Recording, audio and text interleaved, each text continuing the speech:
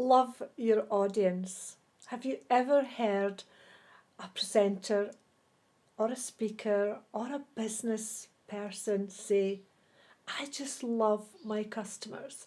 I just love my audience.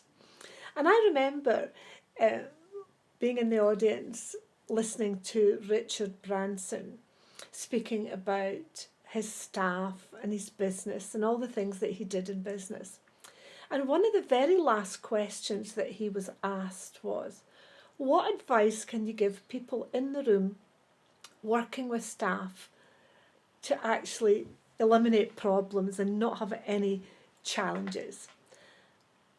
And his response actually I thought was brilliant. He said, love your staff, because if you love your staff, you will never, ever, ever have any performance issues.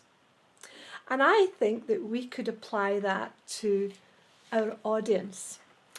If our audience knows that we really care for them, provide an exceptional service, perhaps love is quite a strong word, but people know by your face whether you really like them or like really working with them or contacting them during the week on the phone. They will just love you and love working with you. So it's quite important that when you look at your audience, who are they? And if you were going to paint a portrait of your audience, some might call it an avatar, or some might call it the traits of my audience. This is some of the things that they like or don't like. But if you called it a portrait, and if you created a portrait of your audience, what would be in it? What would they look like? What would the colours be like? What would the background be like? What would everything that you would put there look like?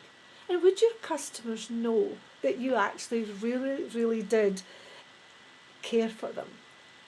Would they know that you have a little treasure chest in your organisation ready just to help them out with productivity, services and staff? And that you really, really did understand their business challenges and been able to pull something out of your treasure chest to actually help them be successful and get much better results. So look at loving your audience today and watch what happens. I'm Sheena Walker, a speaker, executive speech coach and trainer, and I'll speak to you soon.